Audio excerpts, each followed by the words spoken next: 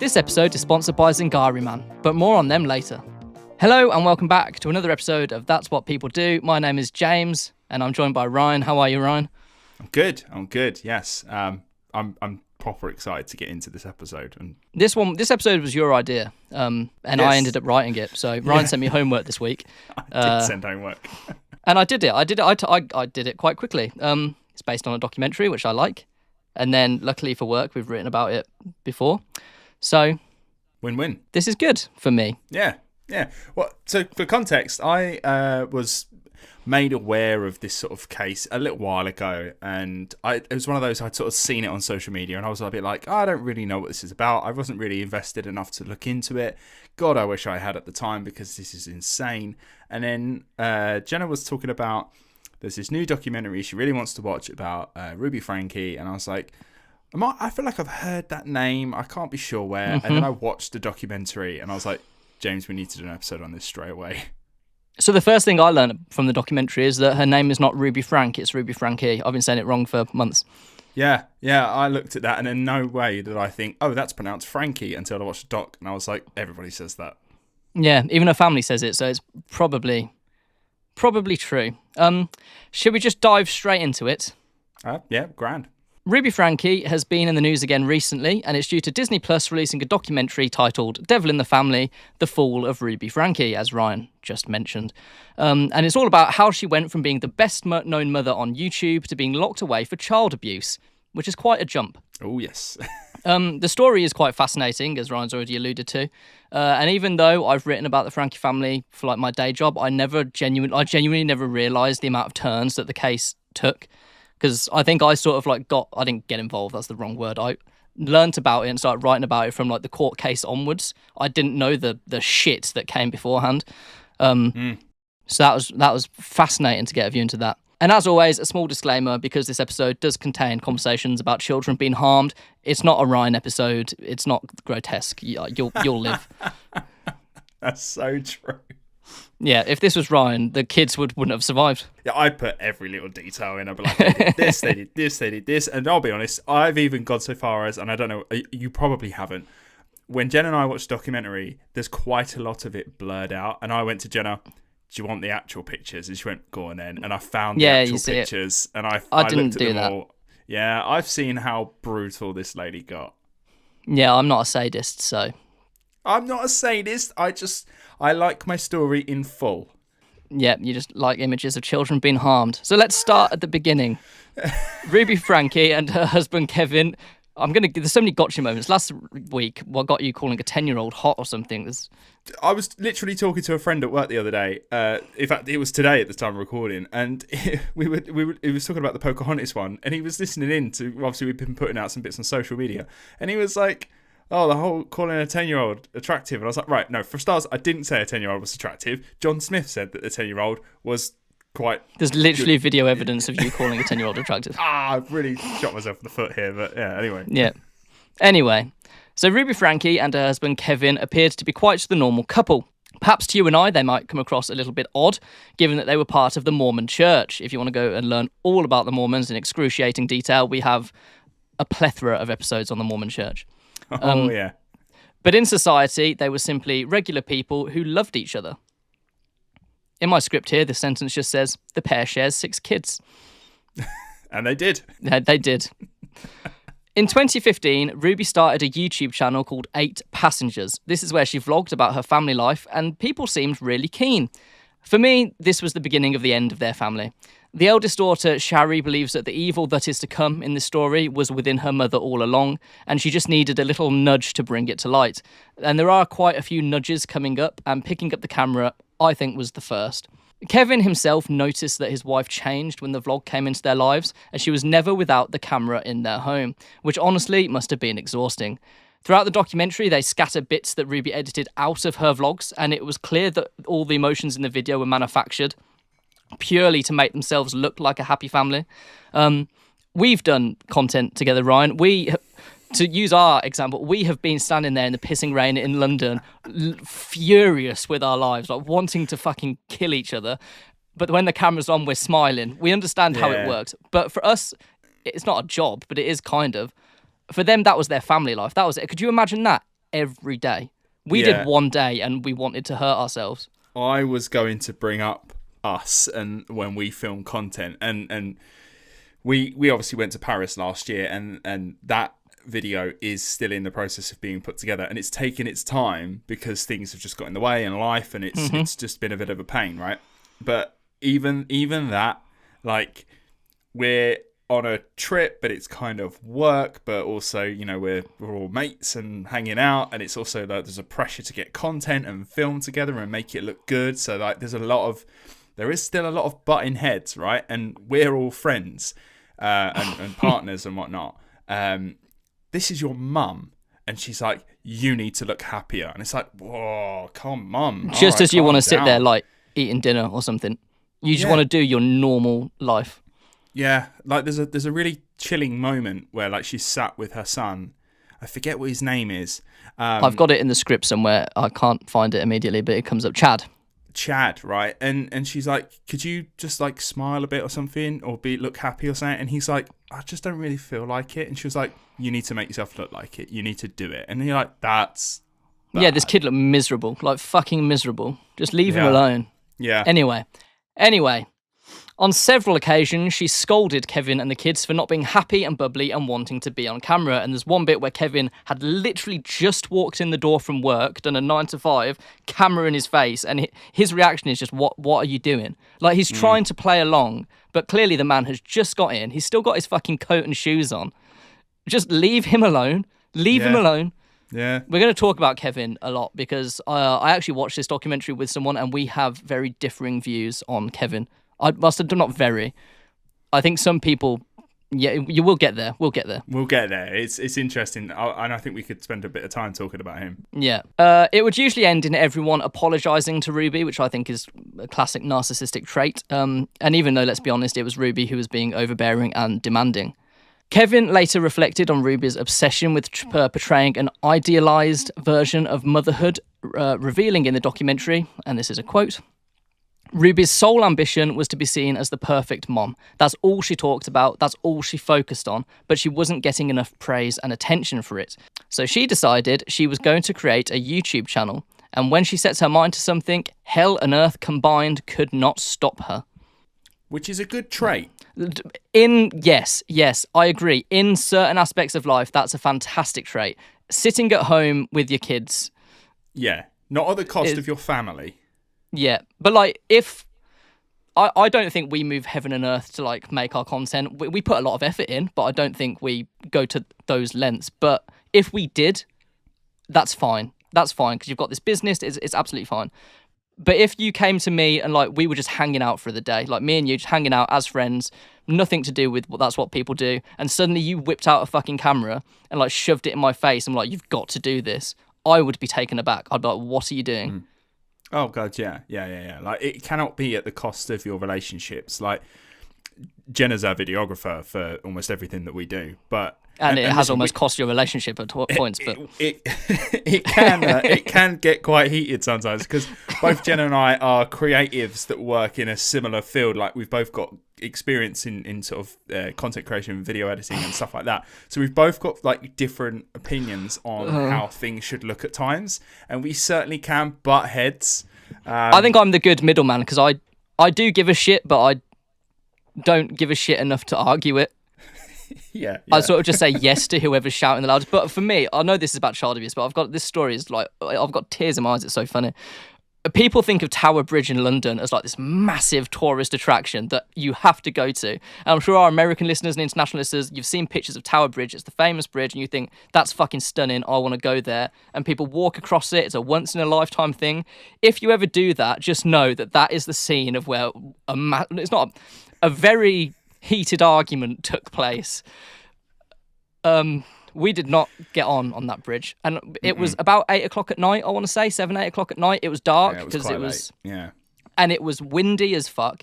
It was raining pissing sideways. down with rain, and we were trying to get this shot, and we wanted to kill each other. Like this is after a whole day of filming as well. We wanted to kill each other. So Tower Bridge doesn't really have happy memories for us. We had to stop and go to the pub. That's how bad it was. And to be fair, we did come back the next day. We did. And you can watch that video on... You actually can. You can. It's the Hammersmith Nude Murders, if you want to check it out. Yeah. But anyway, enough about us. Back to Ruby and abusing her family. So unlike us, at its peak, their channel had nearly 3 million subscribers.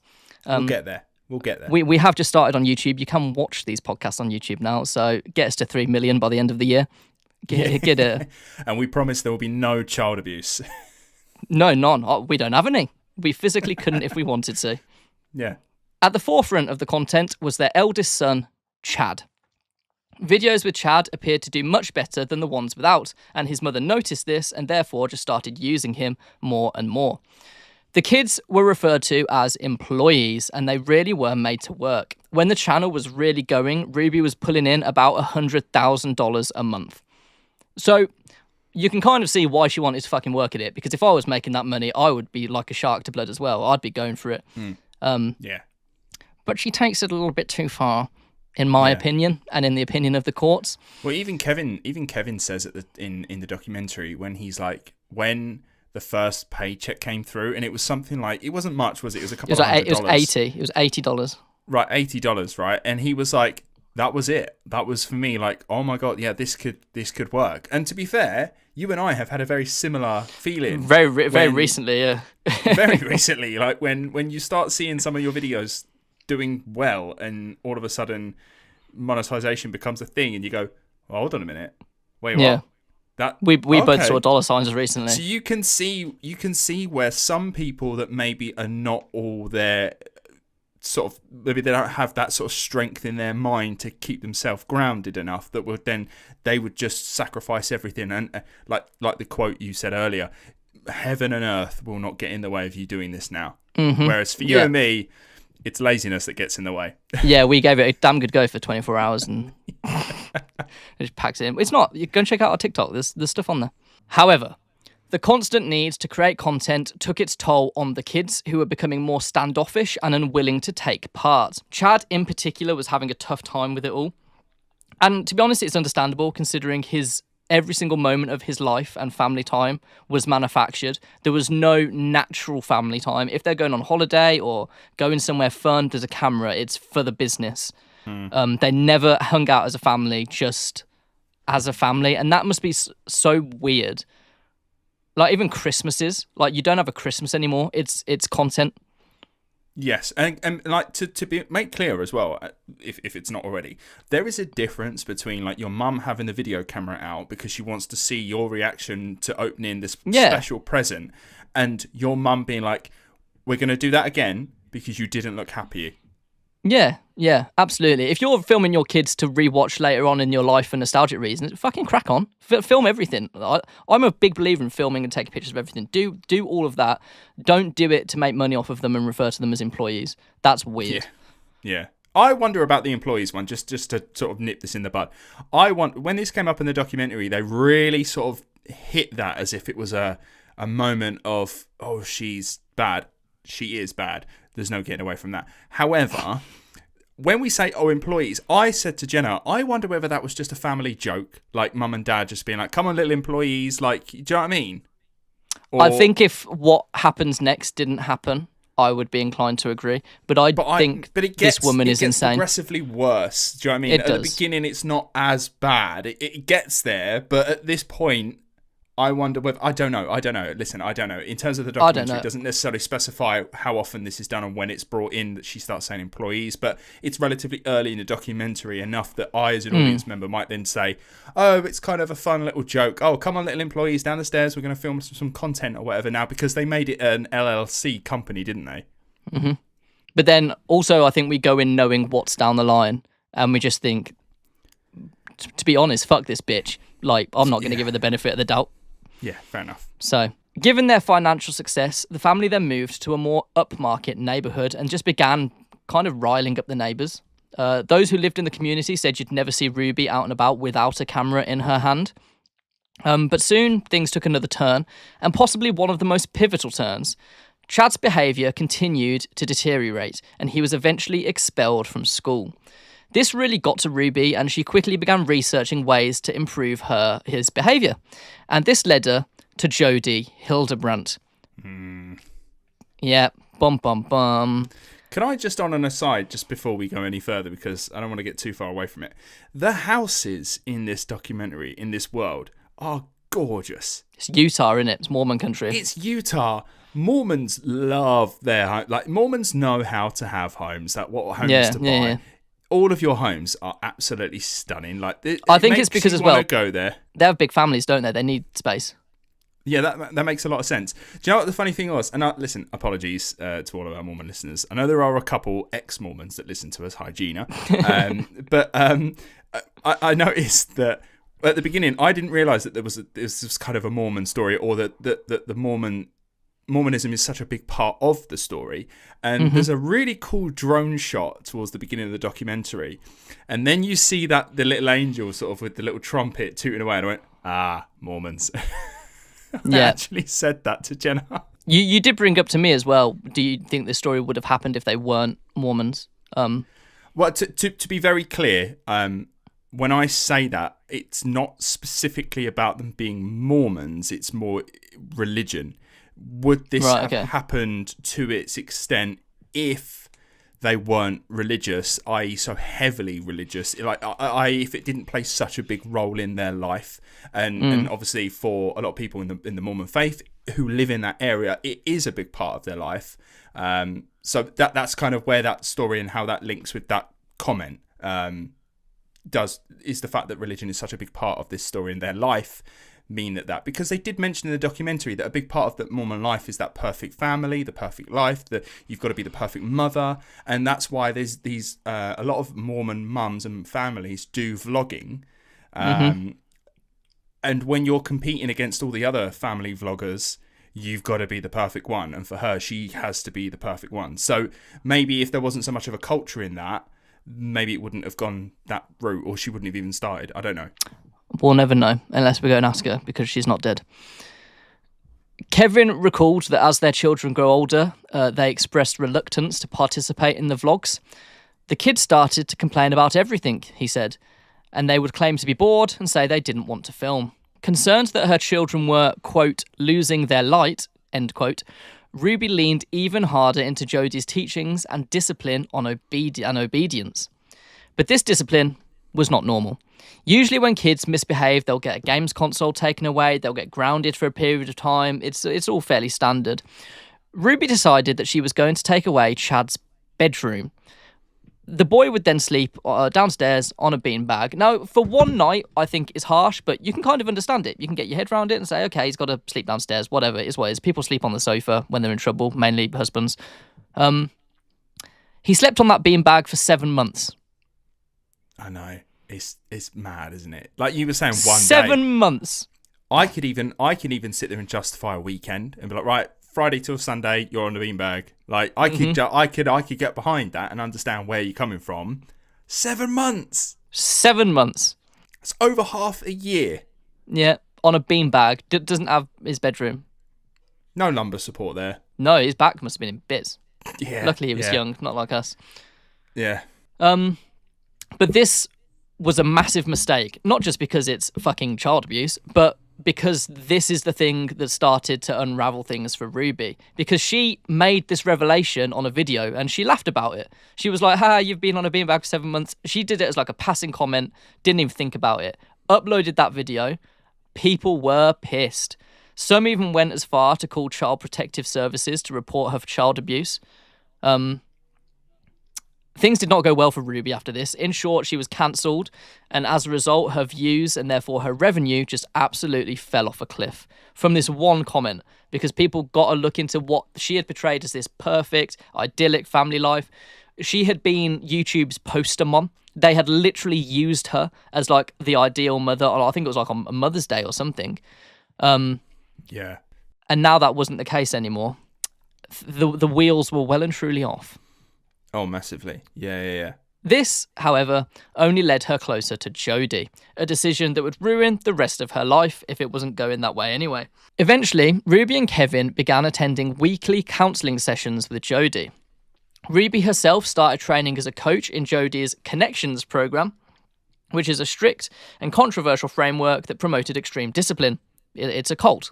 Yeah, and then, sorry, just to jump in to make clear, like who Jodie is. Jodie is an ex counselor, psychologist. She's a therapist. I think we get onto her. Yeah, we get onto her past in a little bit. Okay, sorry. It's okay. You're keen. We like that. Ruby and Jodie also launched a joint Instagram account called Moms of Truth, where they shared their views on parenting, views that were considered disturbingly rigid and punitive. If you are interested, at the time of writing, which was 2 days ago, that Instagram account is still active. You can go on and have a look. You can look at all their shit. I think we should include some in the video because fuck them. Oh yeah, I'll find some. Yeah. Yeah, some of them are genuinely weird. It's the eyes, man. You can see in the eyes they're just not normal people. If you are going to go check out their videos, just be warned, don't take anything they say as truth or gospel because they are now in prison for child abuse. Spoiler alert. Got to get that in there. So, Ruby's daughter Shari, she grew suspicious of Jodie, so she began researching her past. She discovered that Jodie had not only lost her therapy license, but was the subject of multiple complaints from former patients. One of which was that she had told some higher-ups in the Mormon church about one of her clients' porn addictions. So immediately she's breached confidentiality, and also she's told the higher-ups in the Mormon church that one of their members is addicted to adult entertainment. I don't think that would have gone down too well.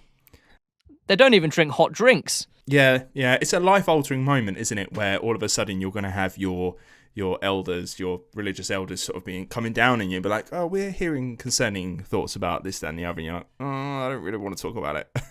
He just wanted to look at boobs. It was an addiction. He did need help, probably, if he was in therapy. Get help if you need it. Yeah. But come on, man. It ruined his life over it. For what? But she had her license stripped after that. Good. Fuck her. When Shari raised these concerns to her mum, Ruby dismissed them, believing Jodie had been sent into their lives for a divine purpose, and that those who opposed her were the devil. I think this gets onto your earlier point about religion playing a massive part in this, because she genuinely believed that she was sent from God and genuinely believed that the devil was trying to bring her down. Yeah. Even using her kids as a vessel. Yeah, and we'll see how far that goes. Yeah, we certainly will. This episode, of course, is sponsored by Zingari Man. James, we've been trying out Zingari Man products, of course, recently, and I must say we are very much both enjoying it. What was it? I've been using a lot of my beard balms and whatnot. I've been having my hydration potions as well. In fact, I love those hydration potions. Hydration potions. Hydration potions are grand. I've even given, the shaving thing that you've been using for your hair. Oh, yeah. I've been giving those out to the family as well, and being like, right, you get this, you get some of this, you get some of this, and being like, try it out. So I've only heard good things so far. Talk to me. What are you enjoying still? You know what I think, Ryan, is that, that feeling after you shave? I think when you shave a part of your body for the first time and it fucking hurts, it stings, it's horrible, and you just want something to soothe the pain, and you put on something that you think is aftershave and it just melts your face and you want to fucking die. The aftershave balm that Zingari Man produce, I'm a bold man. I'm not afraid to admit it. I am. So I use it on my head. And sometimes I get it wrong. Sometimes I nick myself. I'm a human being. Don't judge me. And I use this aftershave balm every time, and it soothes it. Completely genuinely no pain. It's so soothing and nice. I can't. If you are a bold man like me, or if you'd want to shave your face, or if you want to shave your legs, if you want to shave any part of your body, I'm not going to judge you. Just get this aftershave balm. It's a lifesaver. Yeah, absolutely. Listen, we're so happy to be paired up with Zingari Man. We're absolutely loving what they have to offer. They offer you premium, affordable luxury brands, focusing on high quality ingredients, but it is at an affordable price. Honestly, it's really worth checking out the website and seeing all of the range of things that they've got on there, because there is plenty of stuff to try out. So fucking load of stuff. There is a lot of stuff. So if you are curious, if you would like to try out some of their amazing products, head to www.zingariman.com/TWPD podcast, and at the checkout type in TWPD10 to get 10% off your order. That is TWPD10 to get 10% off your order. Thank you very much for listening on that, and let's get back to the episode. By August 2021, which wasn't that long ago if you think about it, Jodie had moved in with the Franke family full time, and the dynamic between Ruby and Jodie it had an unsettling intensity. Kevin recalled, and I quote, Jodie would go into these possessed trances. She would start speaking in voices. Oh, there's a video of that on the documentary. It's hard not to laugh. It is a bit unsettling. Yeah, for sure. Ruby herself became convinced that Jodie was under demonic influence. Yeah. But this is why I think it's bullshit, because in response to that, they then began sleeping in the same bedroom together. To be fair, she said because she needs me. Like, she genuinely thought that she could be that support that would help keep away the demon. She's exorcised the demon. I would believe that if this next part didn't happen, because Shari, home from college at the time, was disturbed when she walked into her former bedroom, now occupied by Ruby and Jodie, and found massage oils and candles all about.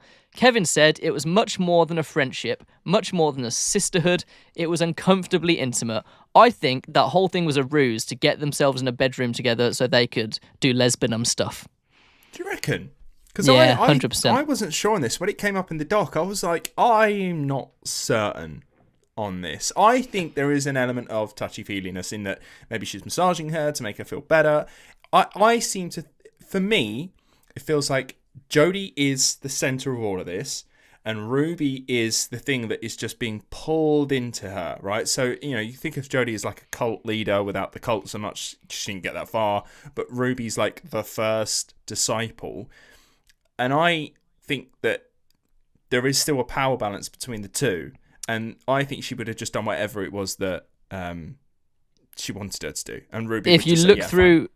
I do agree. If you look through the Moms of Truth Instagram account, usually you'll find that it's Ruby taking the lead on the videos, which is really interesting.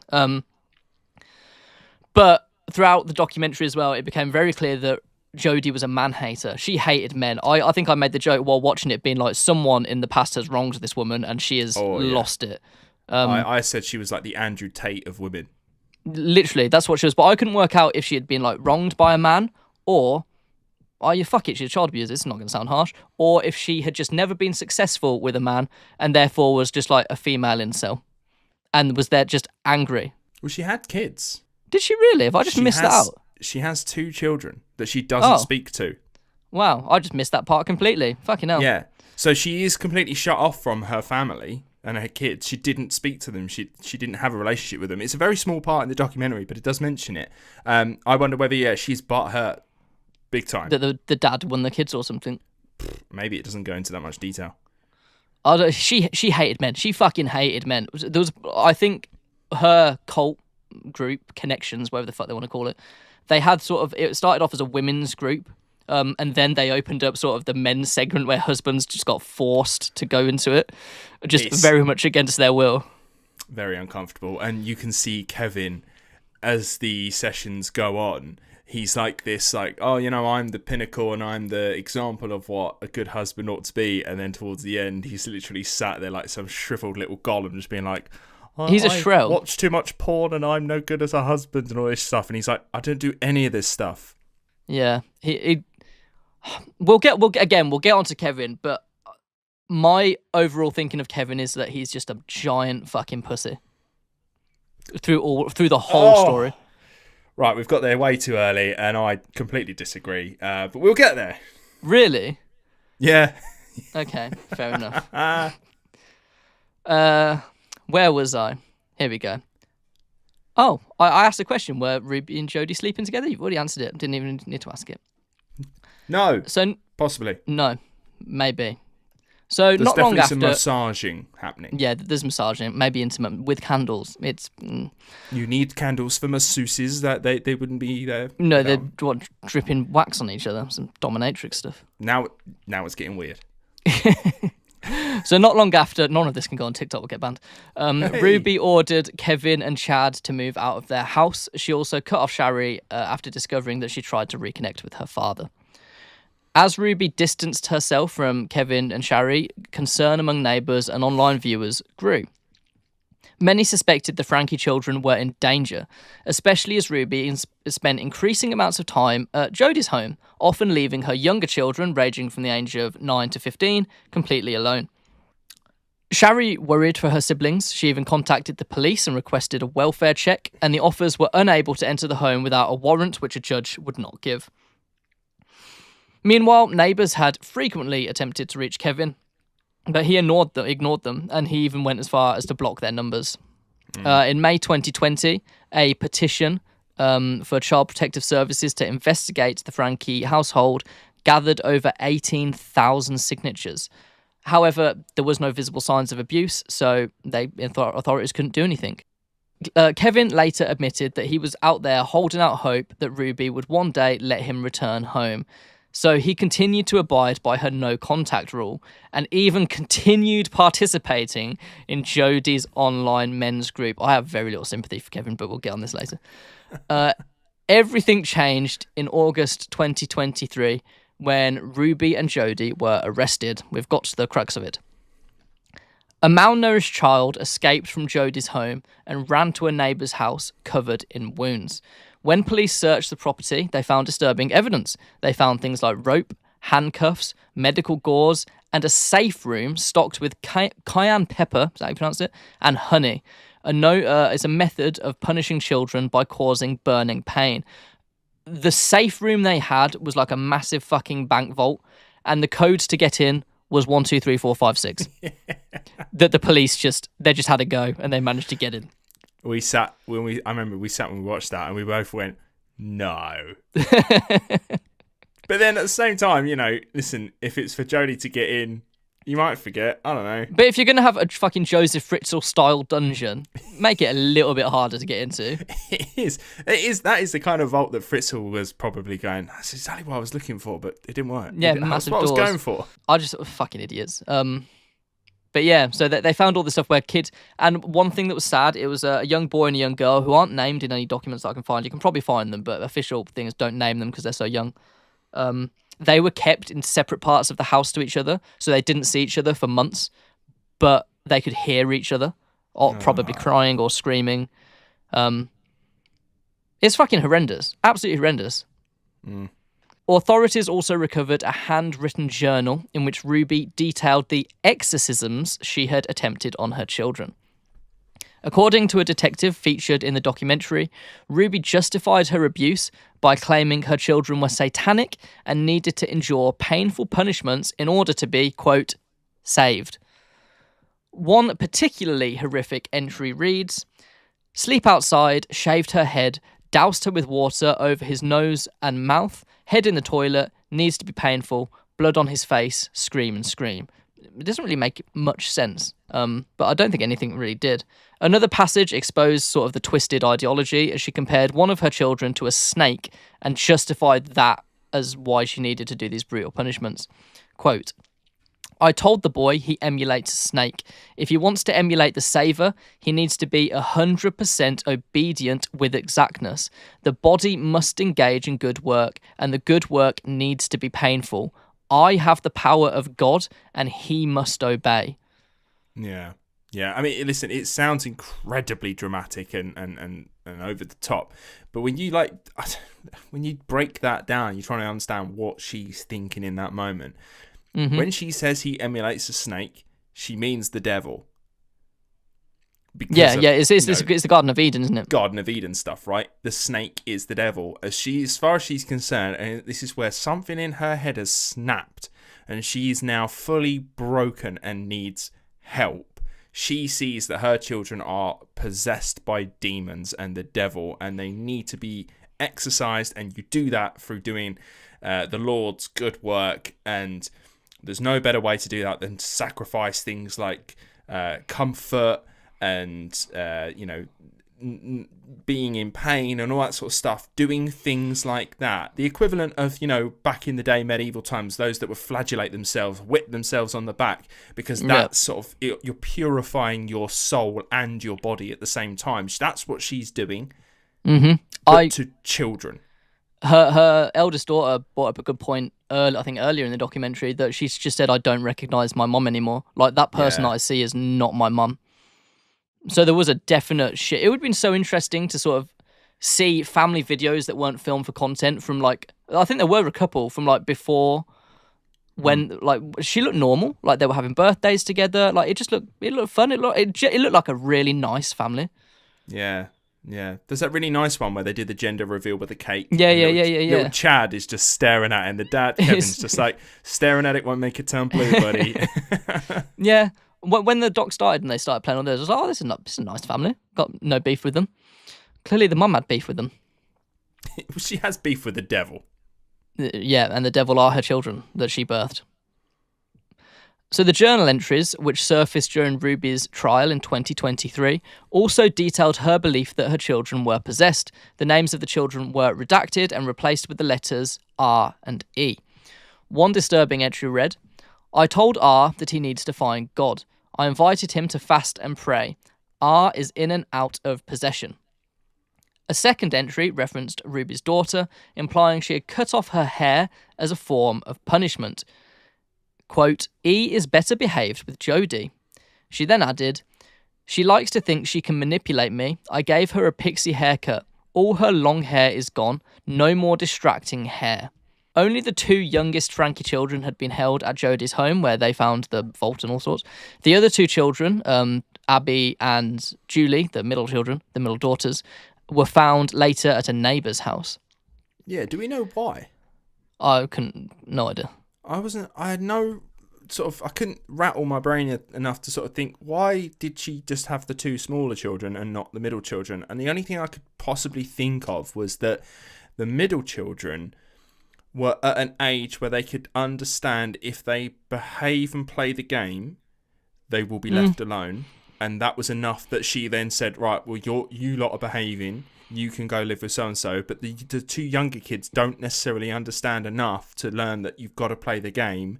And so every time they're a bit naughty and they act up, she's now seeing this as, oh, the devil. And then that's when they're taken away. And she's like, right, we have to do the serious stuff. We're going to Jodie's place. That's the only thing I could think of. I think it's a good theory. I also think perhaps the middle children, who I think were pushing like 14, 15, one, had the power to fight back, and two, sort of understood that what Jodie was doing and Jodie and Ruby were doing was completely wrong. And if they did it to them in the way that they did it to the smaller children, it would be much easier for the middle kids to get out and be like, this is what's happening, and sort of articulate it. It is much easier to control two young children. Yeah. Or she just genuinely saw the devil in these two kids, and that was what was going through her head. For my money, just so we're all clear, I genuinely think she is mentally broken and saw devils in her kids, rather than she wants to abuse her children because she wants to inflict pain or she gets something out of it. I genuinely think she sees devils when she looks at them. No, I do agree, but I think what her eldest daughter said earlier was true, that was always in her, and she just sort of needed that little help to bring that out. I call that, my friend, religion. Yeah, fair. But we know what I think about that. Yeah, we don't need to. If you're interested, go back to any of our episodes in the past and you'll probably find out at some point. Yeah, go listen to our Mormon episode. It's worth the watch. There's several of them. Yeah, they're genuinely really interesting. So the surviving children recounted horrific abuse. They told officers that they'd been forced to stand outside in the scorching sun, tied to weights, and made to jump on a trampoline for hours. In some instances, they were taken into the desert and just ordered to run. Why? I don't know. I've got nothing. Because it's... When we watch this, we're both just looking at each other like, oh, I can't believe it. But like, the two younger kids as well were physically restrained. They were tied to things. They were malnourished. They looked like, I described them as what you'd see in a Holocaust documentary. That was sort of how malnourished they were. Oh God, yeah. He's just skin and bones. Yeah. Awful. Fucking it, genuinely the worst thing you can do to a child. You haven't seen the pictures underneath that tape that's wrapped around his ankles. Yeah, I'm good. I can use my imagination. So following her arrest, Ruby called Kevin after a year of no contact, asking him to pick up their two youngest kids at the police station. She framed it as a chance to redeem himself, but warned that their son was likely lying to the authorities. She said to him, "I can only imagine the lies he's telling the police." Kevin, who was desperate to get in contact with his family again, rushed to the police station and asked to pick up the kids. He was then sat down in another room and the police questioned him about his involvement, to which he claimed that there was none.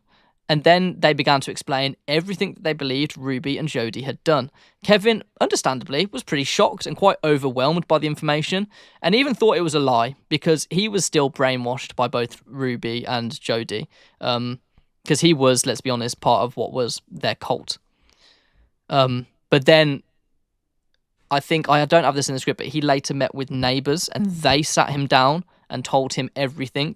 And they said that they could see his mind sort of freeing itself as that conversation was going on. And by the end of the conversation, he wasn't brainwashed anymore. And he went to his kids and went, "Everything we've been told is a lie," which is quite a big moment. Yeah, massive moment. I think, he said that he sat with them for 6 hours, just being like, hours? You need to tell me everything that's been happening here in the last year. And they were like, "Are you sure?" And he's like, "I need to know everything." And they were like, at some points, he's just heading his hands, just being like, "I can't believe what I'm hearing." And it's just starting to like chip away at this sort of wall that Jody has built in his head to block him from all this stuff that's happening. And so slowly, the more information they give him, it's chipping away at it until finally he can see the monster that's on the other side, and it's his wife. I think now is a good time to speak about Kevin. I think this is the point. Okay. Yeah, all right. So, right, you've made it very clear you're not a fan. Talk to me. It's not that I'm not a fan. He's a victim in this story. I believe that completely. But there were moments where he was complicit with it. And as a father, I'm not a dad, I don't know. But I think as a father, if you see that he didn't see this extent of the abuse. He saw the kids being fucking miserable because they were being filmed all the time. He saw that bedroom get taken away for 7 months. Like, he was part of that, so he was complicit. Fucking, if you think that's wrong and you're a father, that's your opportunity to put your foot down and say, "Hold on, this is wrong." Especially, maybe I'm wrong, but in a Mormon family, generally the man is dominant. Is that fair to say? Like, men in Mormon families are more assertive. I don't know. I'm not an expert enough to sort of say with confidence, but I think if they're following the quote unquote traditional family style of unit, I think that there is a family hierarchy there. Yes. So there were points where he could have put his foot down and gone, "This is too far. You're being horrendous to these children and it has to stop." And he didn't. At no point did he do that. And I think that was fucking poor from him. So he mentions in the documentary that had sort of a lot of this stuff happened at the very beginning, he said that I would have put my foot down at that point and said, no, we're not doing this. This is not happening, right? Now, the only reason I believe him when he says that is because, as you mentioned earlier, when he comes home from work and Ruby's just shoving a camera in his face and being like, "Oh, Dad, you're home. React to this and the other." And he's like, "Oh, really?" And there are a few moments where he doesn't really want to do this, but he goes along so far as he can to make her happy. And there's one moment where they're just sitting, chilling on the sofa, and she's saying, "Oh, we're talking about this, that, the other," and he doesn't really have much to say. And she goes, "Come on, help me out here." And he goes, "Oh, okay, right. Let's do it again." I think this is a really nice guy who wants to be supportive of his family in almost anything that they do. I think he's also a strong guy in so much as he can be, because we sort of find out a little bit more about his backstory, and he's a bit, he's a nerdy loner kind of guy. He's not really that popular or anything like that. And all of a sudden, he's got the girl of his dreams, and he wants to make her happy. And he also wants to be that supportive dad that makes sure that they get what they want and everyone is happy. I think you see him when he's on these connections calls at the beginning. I think he's really proud to be this guy on a pedestal of this is the guy that you all should be. This is the guy who's got it all figured out. And he's going, yeah, I absolutely fucking have. And then Jody starts to break him down more and more and more and more, to the point where his own wife can say to him, you need to leave the house because you are the problem. And he goes, I must be. For me, watching that, I felt really bad for him. I felt incredibly sorry for him. I felt for this guy who has been broken down to the point where he genuinely has no confidence in himself as a father, as a husband, as just a person anymore. Because him existing is now a problem, and he needs to leave. And he will do anything he can because his beliefs and his whole identity is being a dad and being a husband, and he cannot do that. So I do have a strong sense of sympathy for him. I agree that he is complicit in some instances with the things like taking Chad's bedroom away. I don't agree with that. There are definitely elements that are a bit, I'm not sure on that one. And we can debate that one. That's fine. But when we're talking about him as a person, I just think this is a man who's been truly broken down and is basically just a shell of a man. I do agree. I think he's been defeated, and I think he was in an abusive relationship where he is the victim. Yes. And I don't know if I've never been, but it's difficult to get out of an abusive relationship from what I'm aware. And you sort of, if they say jump, you say how high. So I think that's what everything you said is very valid, and I do agree. But it just, I couldn't help but get over that feeling of annoyance of just being like, just fucking do something. Just any point, just do something. Just say no. Yeah. And I'm sure that must be something that a lot of families deal with when they have someone in the family who is in an abusive relationship, where they can see all these things happening. We can see it, but that person just, for whatever reason, it doesn't get in your head. Mm-hmm. And even now in documentaries that's obviously just come out, and he's done interviews because obviously the documentary's just recently come out, he says, I can acknowledge what she is and what she's done, but I still love her. He still loves the woman that he fell in love with originally. And that's that whole abuse thing in his head where he cannot pull himself away from her. It's that whole, oh, but they tell me they love me. Oh, they're not always like that. They used to be this, they used to be that. She used to be the perfect, loving mum, wife, all these things. And that's the bit that he still loves and hopes is still there. And it's not. It doesn't exist. Yeah. No, I think you've raised good points. And I do agree. It just, yeah, there was just something about him I couldn't shake. I guess I was just annoyed because he just sort of let everything happen. But then, like you said, he was a victim. Yeah. So that's Kevin. Yeah. He must feel a fucking lot of guilt nowadays, to be fair. Yeah. I'm glad that the family is sort of, at this point, spoiler, starting to mend and heal, and they have their family Sundays together and everything. Like, I'm glad that that's minus the mum, obvs. Minus mum. So anyway, continuing. Both Ruby and Jodie pleaded guilty to 4 counts of aggravated child abuse. While Ruby cast much of the blame on Jodie, she ultimately agreed to testify against her former mentor as part of a plea deal. In December 2023, Jodie's attorney announced that she would plead guilty to avoid forcing Ruby's children to testify. Her lawyer said, she takes responsibility, and it's her main concern at this point that these children can heal both physically and emotionally. Amazing, you've suddenly started giving a fuck about these kids.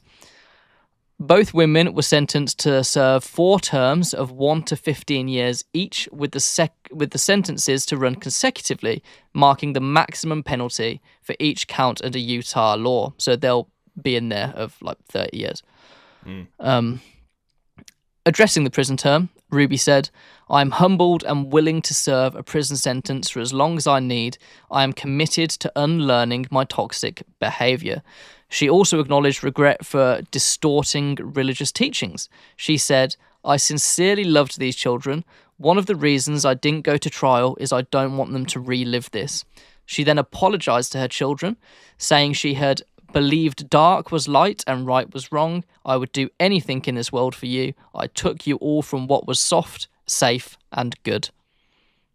I think she means that though when she's like, "I would do anything for you," because she was in her brain doing everything. Yeah, she was the perfect mother. Exercising them because she believed there was demons in them. She was willing to effectively kill them to save their souls. I think that's how it would have. That's as far as it would have gone, because she could have said. She would have killed I him. think she could. If she'd carried on, one of those children would have died, and I think she at that point still would have been able to have justified it in her mind of, okay, well, listen, my child may be dead, but at least the devil can't possess them anymore.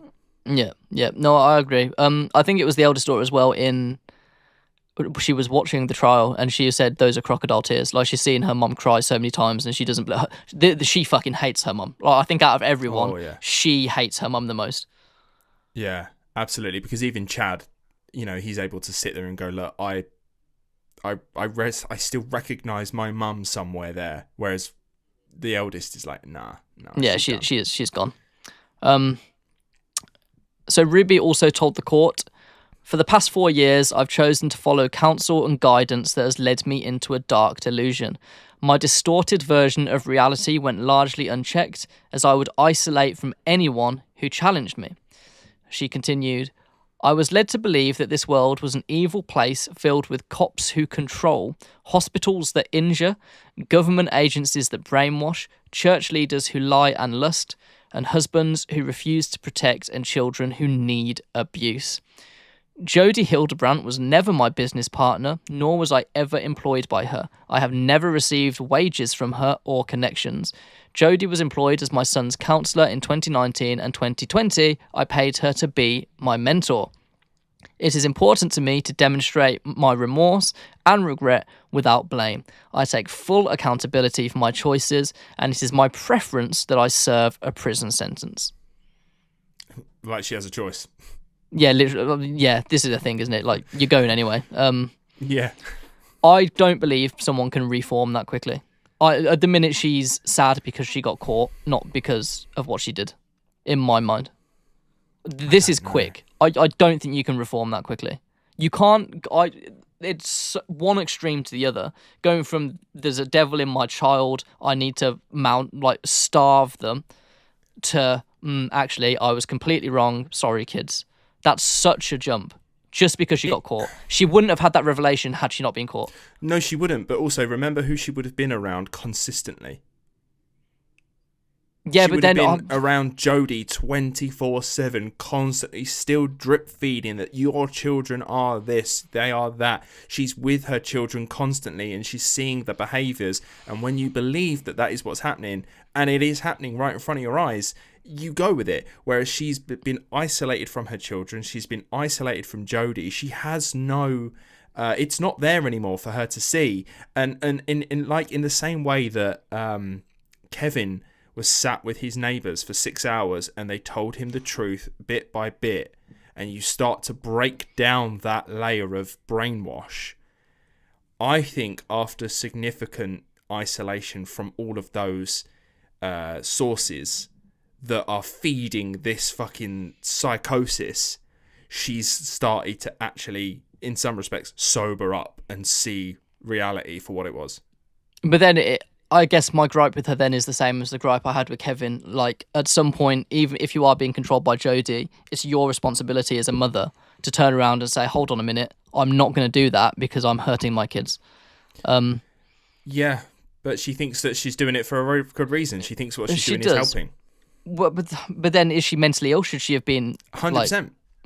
But then she didn't plead insanity or anything. She just took responsibility for it. She's not insane. Yeah, she has taken responsibility for it because she fucking did it. But I would say because as well, she's not insane in that what she's doing, she's not aware of the fact that she's doing it. She knows what she's doing, and she it probably does upset her doing a lot of this stuff, because I'm sure she doesn't want her children to be possessed by demons to the point where she has to do this stuff. But she feels that she is saving her kids. She is having, as far as I'm aware, a mental health crisis, and someone is abusing that and telling her that it is getting worse, and she is sane and what she's doing is the right thing. Maybe I'm being too lenient, and I'm sure people will tell me in the comments if I'm being too lenient. Let us know what your thoughts are and if I am, but I don't know. My thoughts are fucker, like genuine fucker. I know, and I can't accept what she's done. I'm not trying to justify any of it. I'm just trying to understand her, which is exactly what we do on the show. Is we try to understand what people do and why they do it. Yeah, she was mentally ill, and she was Jodie definitely, because before she met Jodie, she didn't do any. She was overbearing with the camera. Yeah. She wanted to make money, and she made the kids work, but she didn't abuse them. Like the bedroom incident only happened after she'd met Jodie. So Jodie is a fucking problem.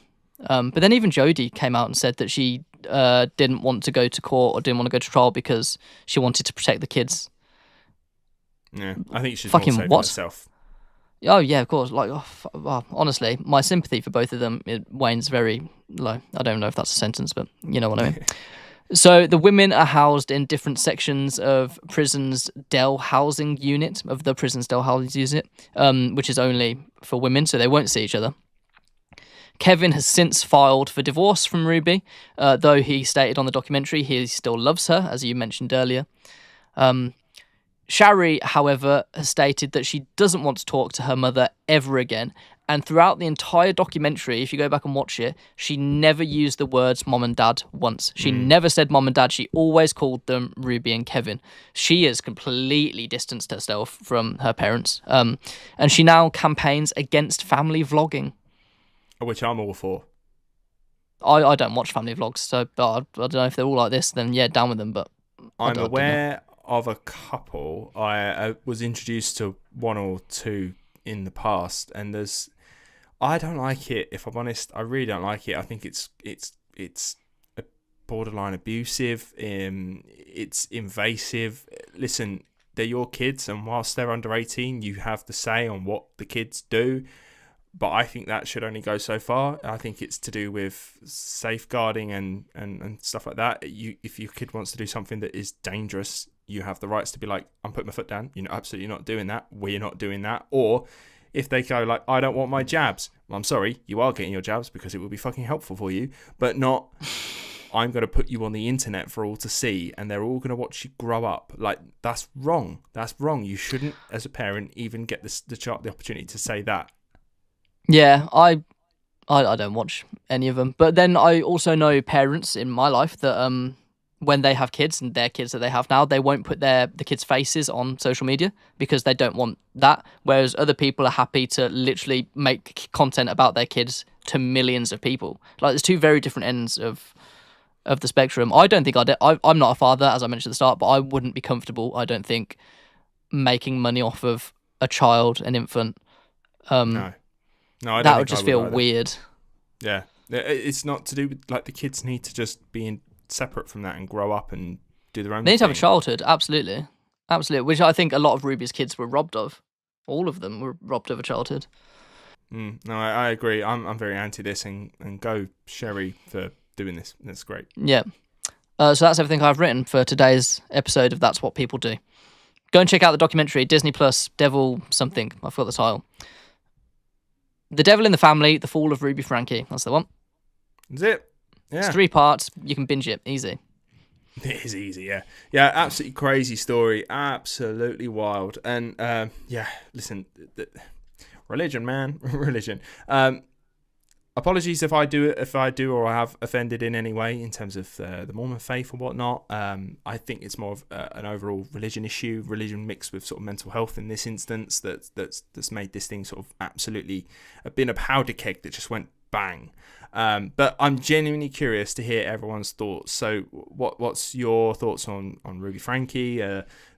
Is there anything that she did make sense or be justified or anything like that? Just tell us what your thoughts are, what your thoughts on Kevin and how he handled things as well. Absolutely batshit insane story. Yeah it's one of them that I was watching it and it just kept getting more intense and there was loads of different turns. Like, you think you've reached the fucking pinnacle of it and then something else happens. I'd give it a go because they do something that we can't obviously on a podcast. Is they have lots of behind the scenes footage. You see the family.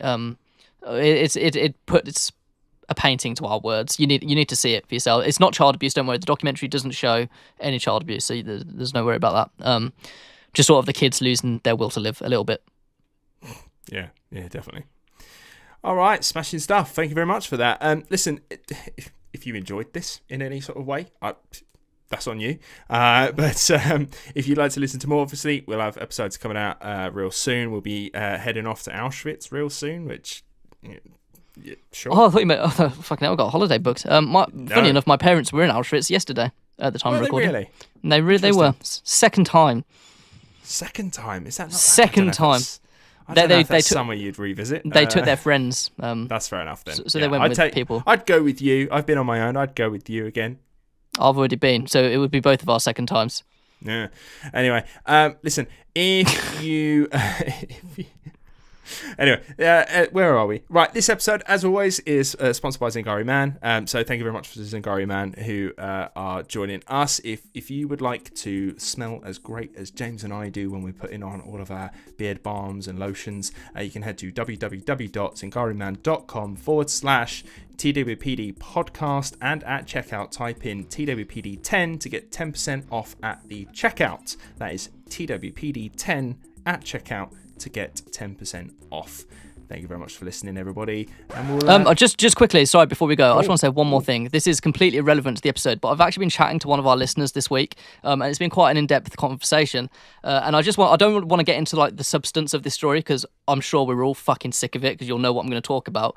But if there are any listeners, particularly American listeners, that are feeling like scared or upset or just fucking annoyed at the state of the world, like, that is completely valid. You are completely valid. I wake up every day and I just fucking sigh at the minute. So I hope that we can give you some sort of escape from that. Don't be afraid to be fucking scared of what's going on because it's fucking weird out there. And if any Americans do want to come over to the UK, we will hide you for a fee. Yes. That's all I have to say on that. Yes, listen, we'll put you up. Yeah, so yeah, come over. We'll definitely take you on. Thank you very much for listening, everybody. We'll see you on the next one. Goodbye.